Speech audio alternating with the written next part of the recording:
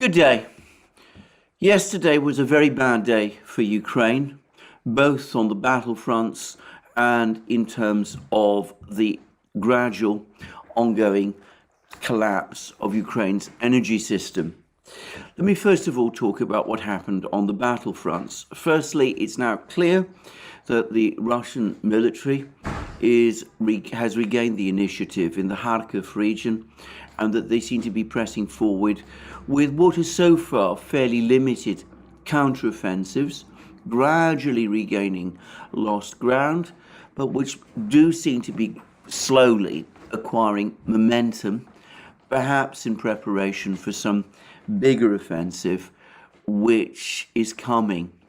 And there's also increasing reports that the Wagner organization and the various Russian supporting troops are continuing to make serious advances in Bakhmut city.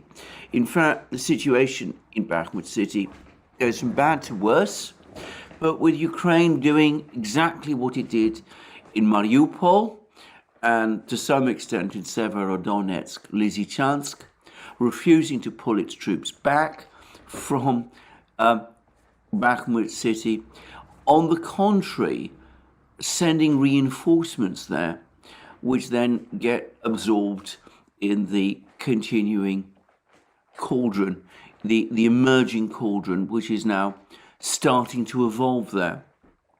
I have to say that it looks to me that we are getting ever closer to that position when events like the ones we saw in Mariupol, of a large grouping of Ukrainian troops trapped inside a city which should have been evacuated, emerge, leading eventually to the collapse of those troops and their eventual surrender. Now, I have to say that whilst that does prolong the fighting in Bakhmut city, I cannot for the life of me see the military logic of this. I'm not a military person, as I've said many times, but it does seem to me that throwing away the lives of soldiers in that kind of fashion makes no sense, whichever side is fighting and on any battlefield. Anyway, yesterday in my program, I discussed the latest comments of General Surovikin, and I pointed out that he'd made a huge impression in Russia as a commander who clearly had a clear sense of grip on the situation and who clearly had an operational plan. And of course, I mentioned that General Surovikin, in discussing the situation in Kherson region, was clearly leaving open the option that if the situation there deteriorated to the point of crisis for the Russians, that he would not hesitate in that case to prioritize the lives of his soldiers and of civilians. And if that involved a withdrawal across the Dnieper to the eastern bank, he would not hesitate in that kind of situation to do it. And entirely predictably, the British Ministry of Defence has seized on the same words and is saying this morning, and you can find this in the British media, that the Russians are now planning a withdrawal across the Dnieper River to the eastern bank of the Dnieper. Well, let me make it absolutely clear that is not what General Surovikin said. He said that if the situation deteriorated to that point where that kind of decision were taken in order to save the lives of his soldiers and of civilians, he would not hesitate to make that kind of decision. It's a contrast to the approach Ukraine has been taking in Bakhmut city and which we previously saw Ukraine take in Mariupol, where they hold on to every millimeter of ground long after this has lost all kind of military logic, sacrificing soldiers and indeed civilians in that kind of quixotic, reckless, irresponsible quest to keep these territories under Ukrainian control for as soon as possible. It's the contrast, in my opinion, between a military professional, which is what Surovikin, after all, is, and a military political leadership in Kiev, which is and continues to be obsessed by achieving political objectives. Anyway, and of course, amongst those presentational objectives, issues of face, if you like. Now, let me make it absolutely clear that all the indications are, and they've been pouring in over the last couple of hours, that the Russians are not planning a military withdrawal at this time across the Dnieper River. On the contrary, we're getting reports, or at least I'm getting reports.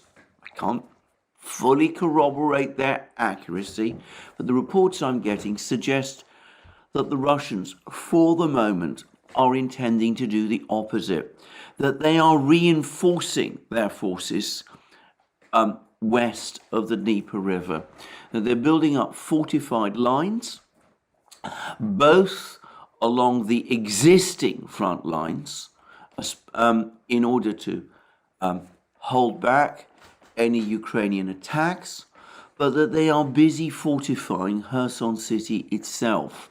They're building artillery, they're building strong points, they're building trenches, underground communication systems, all of that sort of thing.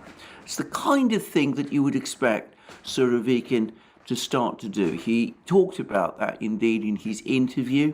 He talked about hardening and fortifying the front lines, and that appears to be exactly what he's doing in Kherson region and in everywhere else. So combat engineers are being sent there. Officials have been placed under military control. I'm going to come to that later in this program. Civilian officials have been placed under military control. There's been a general tightening of control across the entire battlefields, and work is being done to harden the defences. That, so far, or so it seems to me, is the actual military objective. Not to retreat, but on the contrary, to dig in and repel if the situation becomes such, however, that a withdrawal is necessary, then a withdrawal will indeed be carried out. But that is not the plan at the moment. Now, yesterday, as it happens, we did see a significant attempt by Ukraine to launch some kind of offensive in Kherson region. Now, this appears to have been a fairly substantial affair, and it seems to have involved attacks from 3 different directions.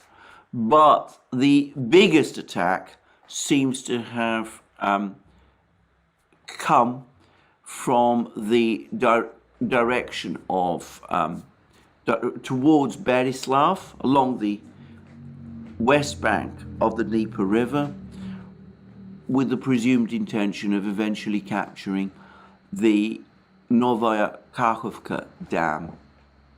Now, all of these Ukrainian attacks were repelled. The Ukrainians were pushed back, in every case, to their original positions, and most importantly, they suffered heavy losses. Now, this is what the Russian Ministry of Defense is saying about the most important attack, the one towards the Novaya Kakhovka Dam.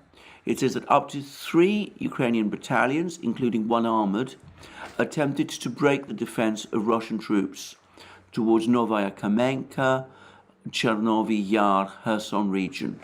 The enemy succeeded in wedging into the defense of Russian troops near Sukhanovo. Russian command that involved armored reserve forces. Notice that there's now confirmation that there are armored units, Russian armored units, operating west of the Dnieper, organized ambush operations and caused considerable casualties amongst enemy units. The positions along the front line have been completely recovered.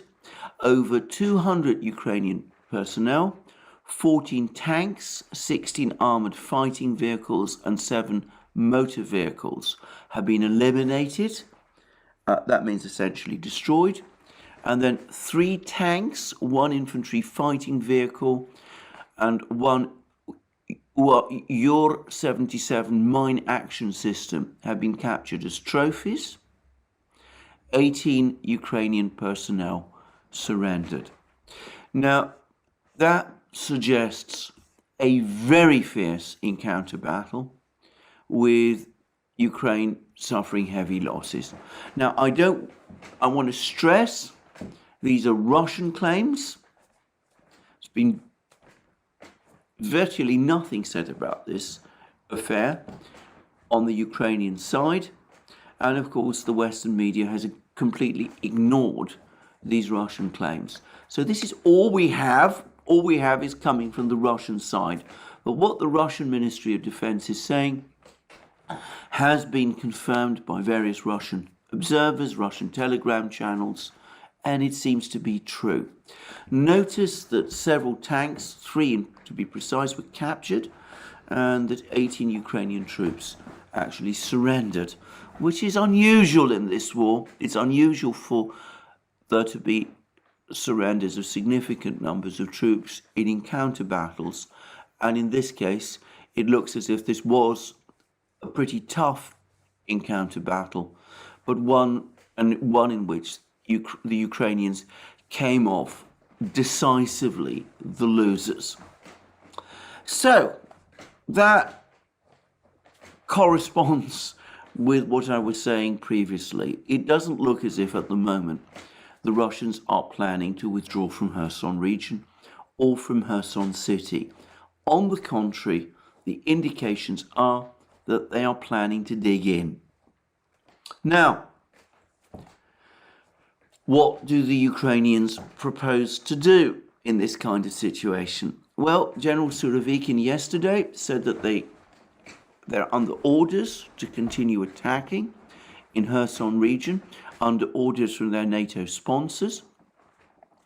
And it's quite likely that despite the deteriorating weather conditions, despite the strengthening Russian defenses, despite all the problems, that is what they will continue to do. Now, there have been various claims about the number of Ukrainian troops who've been assembled around Kherson region, with some figures claiming that up to 60,000 men are located there. Well, all I will say is that these attacks that Ukraine has been launching in Kherson region every couple of days don't seem to me to reflect the power of a military force which numbers 60,000. We get about 1,000 men, apparently, sent in this particular column that has been so badly beaten up by the Russians north of the Novaya Kharkov dam. 1,000 men, out of whom the Russians claim 200 were killed and further 18 taken prisoner, with perhaps half the tank force, perhaps more than half the tank force, destroyed. I understand that some people say that this is all nothing more than reconnaissance to probe Russian defenses. Doesn't look like that to me, I have to say. I suspect that the Ukrainian tactic is not so much to carry out armed reconnaissance.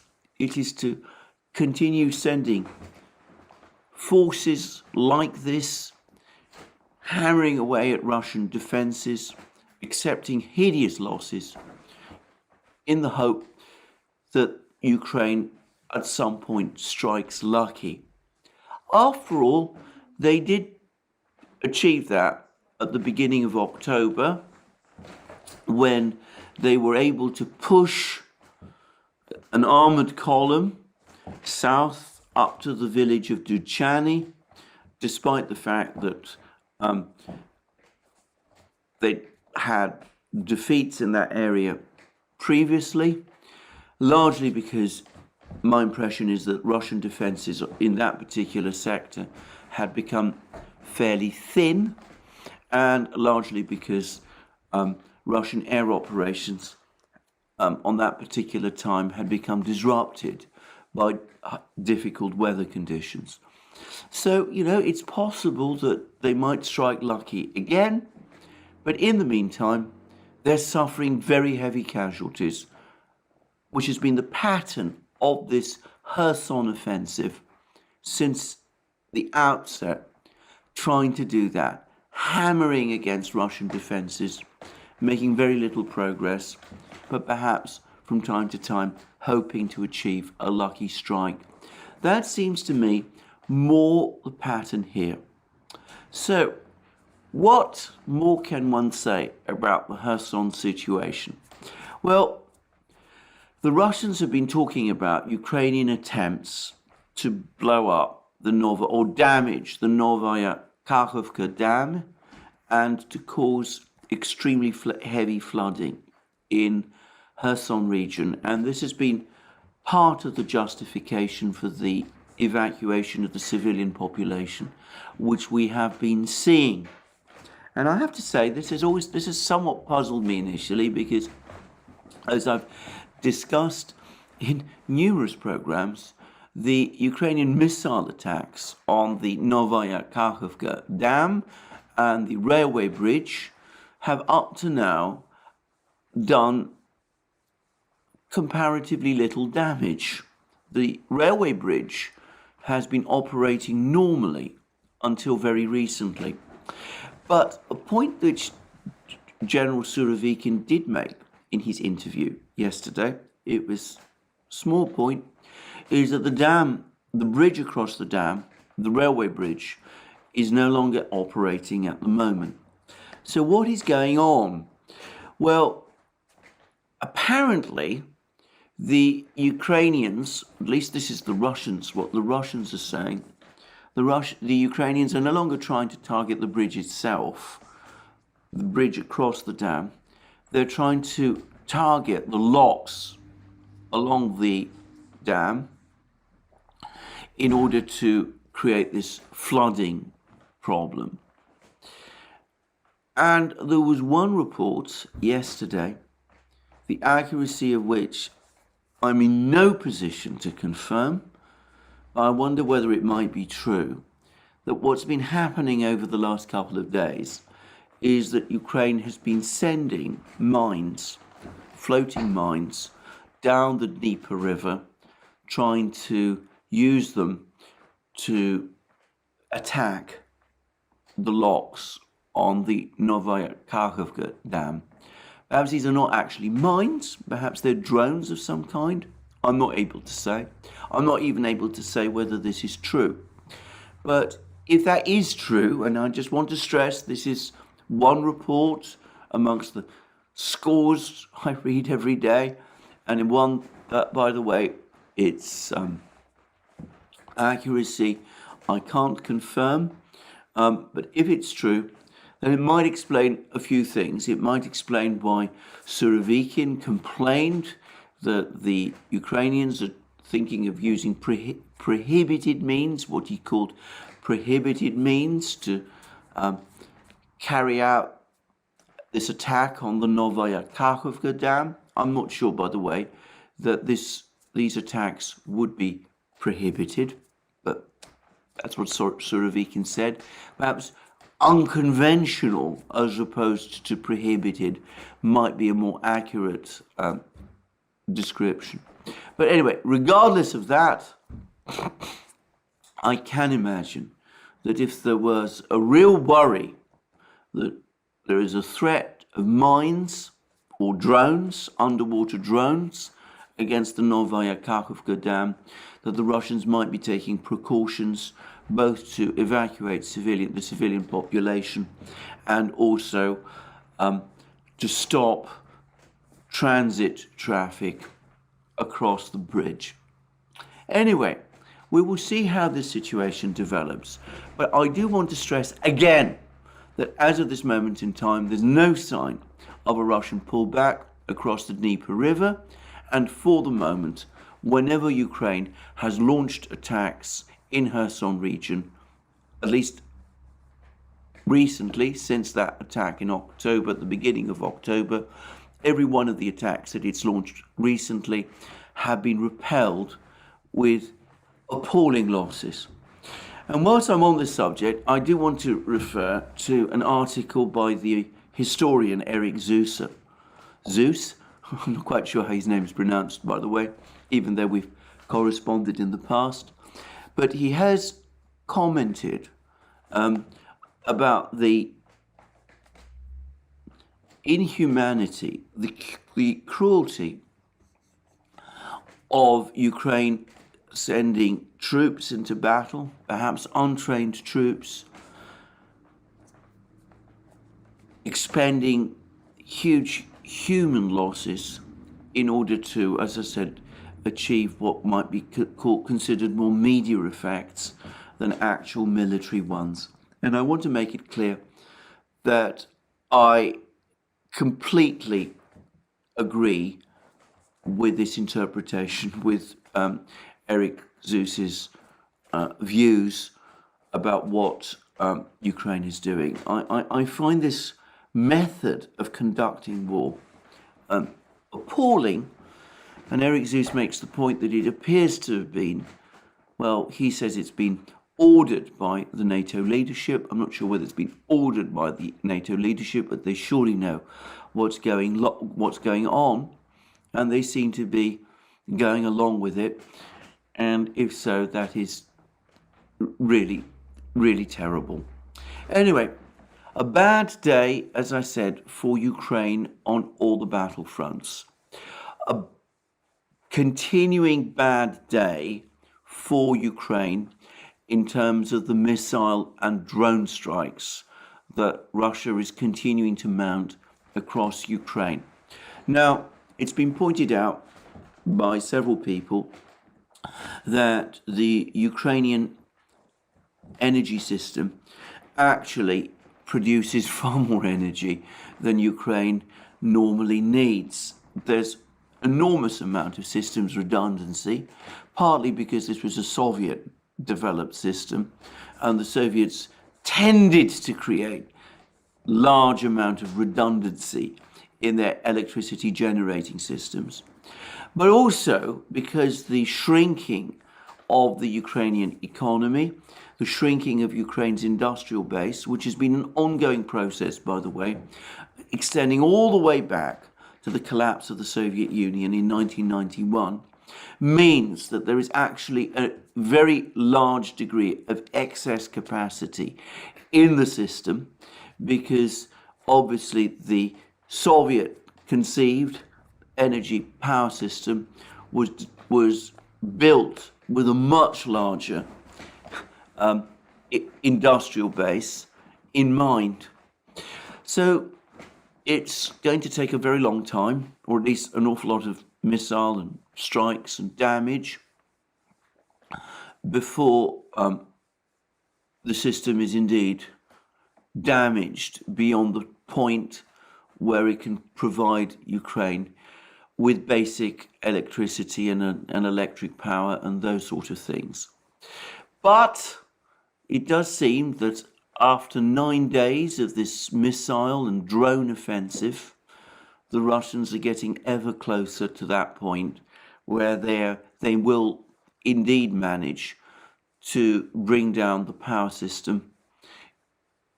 And again, I have to say that this is a terrible thing for Ukraine. And given that there doesn't seem to be anything that Ukraine can do to prevent it, and given that the Western powers seem to have no solution to this problem, other than to hope that the Russians run out of missiles, of which, by the way, there is no sign, it seems to me to be yet another reason why Ukraine ought to be considering negotiations. Now, these attacks on the energy system have inevitably brought up the topic of war crimes, and Ursula von der Leyen, the President of the European Commission, has talked in that way, as have many others. I have to say that I think that this is far from being straightforward. On balance, in fact, I'm going to say that I doubt that this is a war crime. I'm not an expert on war crimes law, because I can see that these attacks on the energy system do have a genuine military purpose. The Russians, it seems to me, have an arguable case. I'm not saying it's a good case or a correct case. I'm not a judge, and I'm not, as I said, a war crimes law expert. But it does seem to me that they have an arguable case that this is a dual-use system. In other words, it's a system which, whilst of course it does provide energy for Ukraine's civilian economy, it is also essential for Ukraine's conduct of military operations, and the Russians can reasonably point out that those Ukrainian military operations do involve attacks on civilian targets in places like Donetsk City, Crimea, as we've seen recently, the Crimean Bridge, and of course, if there really is a plan to blow up the Novaya Kakhovka Dam, well, that would be an analogous attack also. So I think that this war crimes issue should be parked to one side, all the more so as it's no different, if we're going to be straightforward about this, than what the Western powers have themselves done in wars that they have waged in all sorts of places, like Iraq, Libya, and other Yugoslavia, and other countries like that. Indeed, I remember during the NATO intervention against Libya, of course, arguably it wasn't a formal NATO intervention, it was Britain, France, and the United States, the bombing war they launched against Libya in 2011, that one of the targets of that bombing war was the great man-made river, a huge irrigation project that Libya's former leader, Muammar Gaddafi, had created, and which provided irrigation for lots of desert regions in Libya. And I could never see, I was completely unable to see what the purpose of the attacks on this irrigation project was. But those attacks did occur, together, by the way, with attacks which, so far as I could see, were clearly intended to target Gaddafi himself.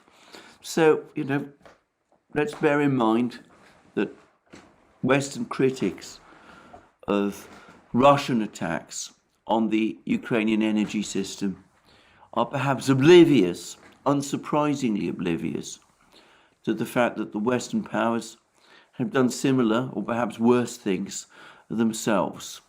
Now, it should not be taken, by the way, to say that if these attacks are war crimes, what the Russians are doing in Ukraine, that would justify them simply because the Western powers have committed war crimes or possible war crimes doesn't mean that the Russians are entitled to commit war crimes themselves.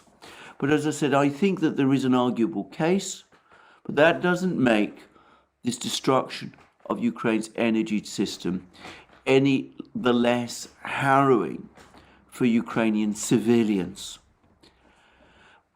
What it does point to, however, again, and this is something that I've spoken about so many times, is the urgency of starting negotiations.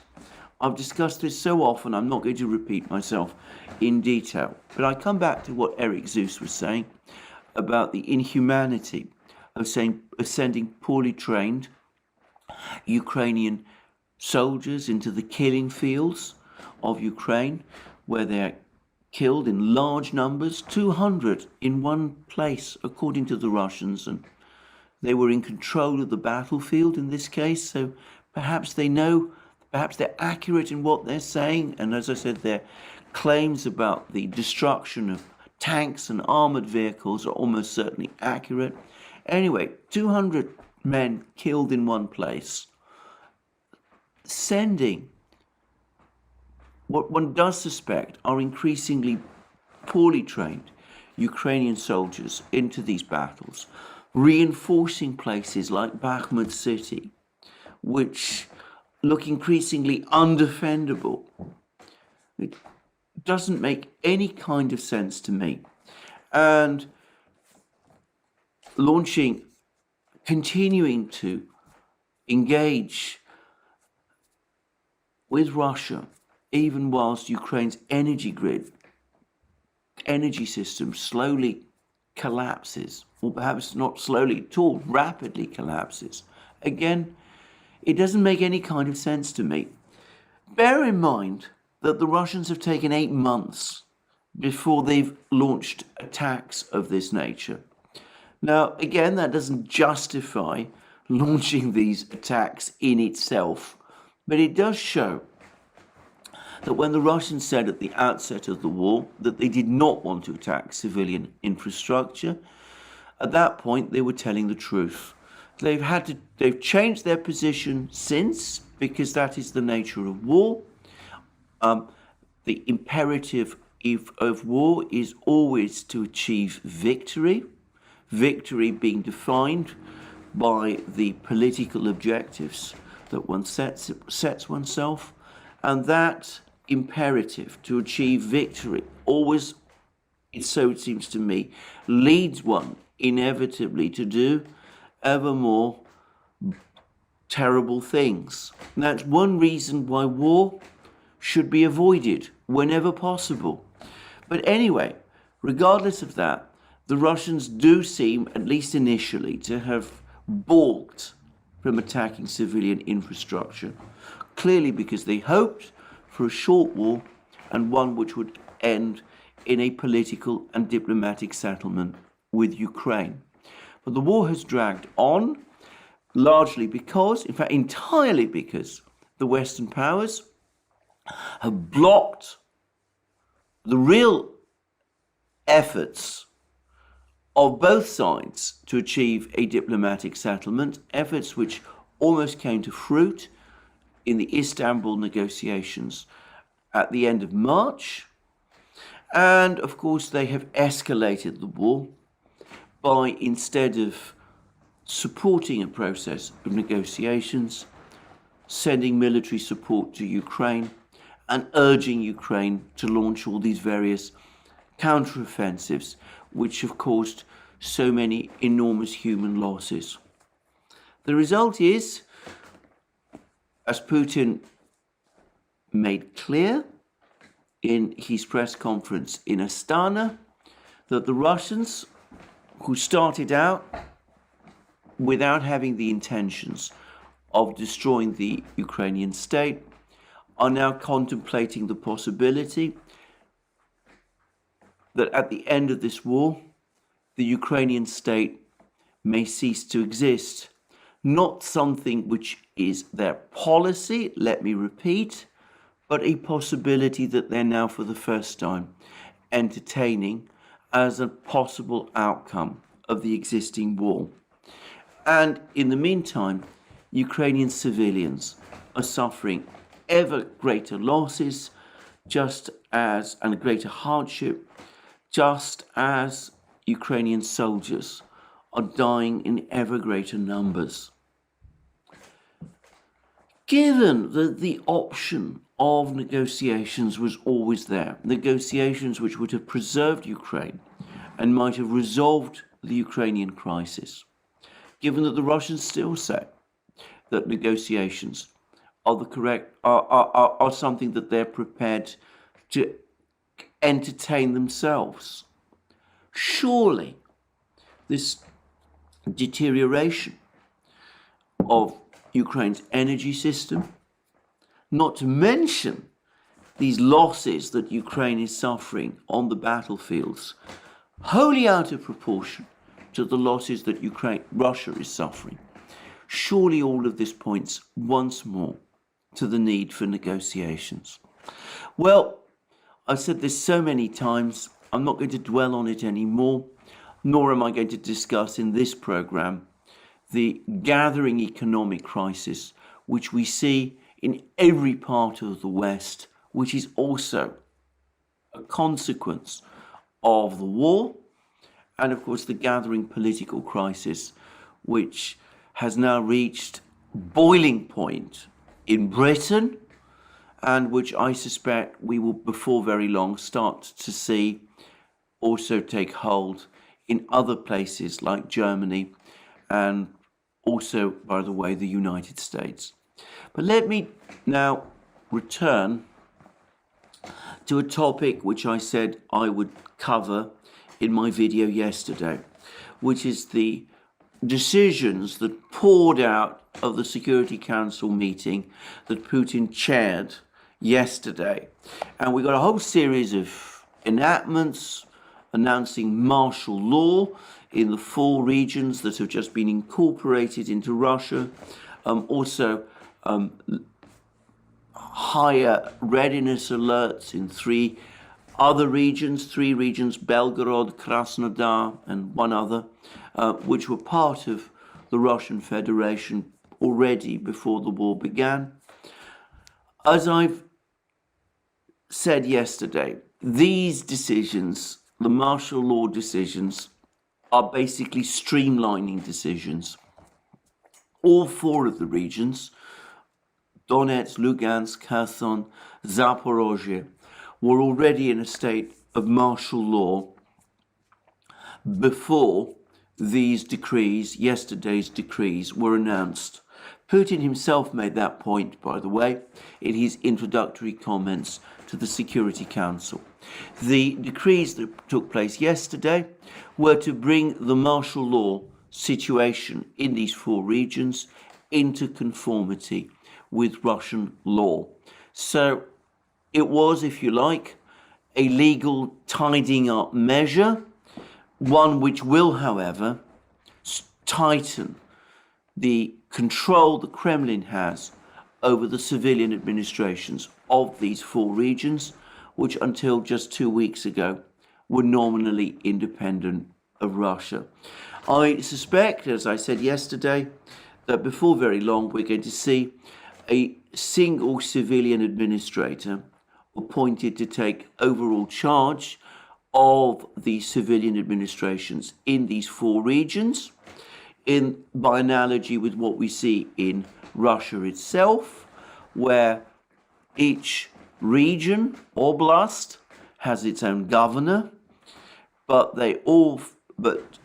groups of regions form parts of what are called federal districts, with a district representative appointed by the president, by Putin himself, who supervises the work of these governors who are elected by their specific regions.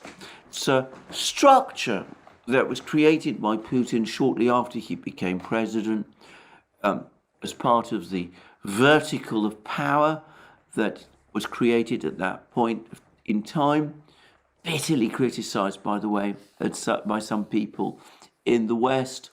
I think in Russia itself, it's been seen as a major factor stabilizing the administration after the chaos of the 1990s, and I expect before long we will see it expanded to include the 4 regions. Anyway, suffice to say that the martial law decrees, to my mind, are of little significance. However, there was another decree which is much more important. And I'm going to read it out in full. This is taken from the Kremlin's website. And it says the following: instructions on meeting the needs of the special military operation. The President approved a list of instructions on meeting the needs arising during the special military operation. So, in fact, we've had a whole series of decrees from Putin, confirmed following a discussion in the Security Council, and we don't have the texts of the individual decrees, but the Kremlin website has provided a summary, and I'm going to read it out. The instruction to the government of the Russian Federation has to do with setting up a coordinating council under the government of the Russian Federation in order to meet the needs arising during the special military operation, including to secure the supply and repair of weapons, military and special equipment, material, medical and sanitary services, repairs and restoration, construction, installation and other works, and logistics. It is envisaged that this council will be headed by the Prime Minister, that is to say by Prime Minister Mishustin, and include representatives of the Ministry of Defence, the Ministry of the Interior, the Ministry of Emergencies, the National Guard, the Federal Security Service, the Foreign Intelligence Service, the Chief Directorate for Special Programmes of the Russian President, other federal executive bodies, and the State Council of the Russian Federation. The State Council Commission on State and Municipal Government has been instructed to ensure the coordination between the regional bodies of state power as they introduce a response at various levels, as well as organise interaction between regional and federal state bodies in the implementation of the above activities. The Coordinating Council is instructed to determine the target objective for meeting the needs arising during the special military operation, the key efforts and deadlines to meet this objective, as well as the government members responsible for each effort. Now, this is a very important decree or series of decrees, and it, in my opinion, looks back to a military political structure that was created during the Second World War. The State Defense Committee, which was chaired, by the way, by no less a person than Joseph Stalin, who was at that time, like Mishustin, the Prime Minister, in other words, the head of government, as well as being the head of the Communist Party. And the State Defense Committee, the GKO, as it was called, had the function during the Second World War of coordinating every part of the civilian administration and of the civilian economy in order to meet the needs of the front, in order to ensure that the military, the Soviet military during the Second World War, was supplied with all the material it needed, the weapons, the food, the logistics, all of that kind of thing. And in order to ensure that, the State Defense Council was given sweeping powers which had the force of law. In other words, they were binding on every element of the civilian administration within what was, of course, at that time, the Soviet Union. So it became, during the Second World War, the primary executive body of the Soviet governmental system, superseding, to a great extent, by the way, the Council of Ministers, even the Soviet Communist Party's Politburo. Now, this council, this new coordinating council, is not obviously going to be as powerful as the State Defense Committee. Note that Putin himself is not apparently a member. He's not going to chair this committee. And it's not difficult to understand why. The reason is that Russia is not in a state of war. It's not at war with, a country like Germany, as it was in the 1940s. This is a much more limited operation being conducted in the 4 regions and in Ukraine. So there's no need to replicate the State Defense Committee in its full form. But a committee, a coordinating council, has been created with analogous powers, and one has to assume that its powers are also going to be, its decisions are going to be binding on civilian administration, on the civilian administrations, on the economic ministries, in exactly the same way as those of the State Defense Committee were during the Second World War. So if the military in Ukraine, the Russian military in Ukraine, for example, need more tanks or need tanks to be repaired more quickly, then this committee, this council, in which the ministry is represented, has the function of ensuring that those tanks are produced or repaired more quickly, and is able to give instructions to various enterprises within Russia, mobilize, in other words, those enterprises to ensure that higher tempo of tank production is achieved. So this is a pretty big step. And again, it points to 2 things. Firstly, it points to the fact that this period of the special military operation, as it was, aimed firstly to achieve a negotiated solution, and then afterwards, when it became a negotiated solution was not going to be achieved, carried out in a fairly quiet way through the summer, that period has ended. We've had the incorporation of the 4 regions into Russia. We've had the mobilization of 300,000 men. We've had the appointment of General Surovikin, who, by the way, I strongly suspect is going to be an ex officio member of this coordinating committee.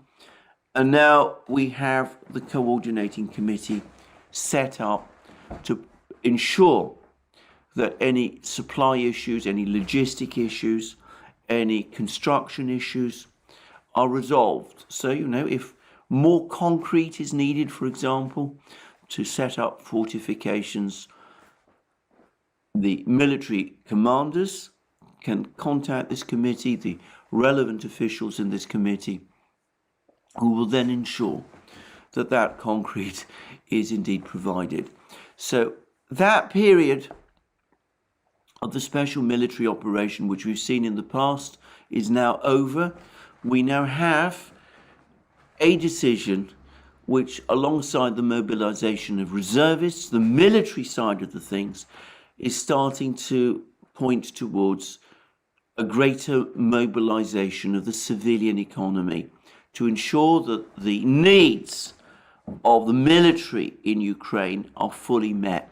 So that's one thing. So it points in some ways to a much higher tempo of the war.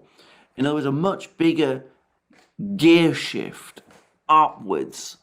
It means that from a limited operation, which is what we've had previously, we now have a much bigger operation with the civilian economy committed to supporting it.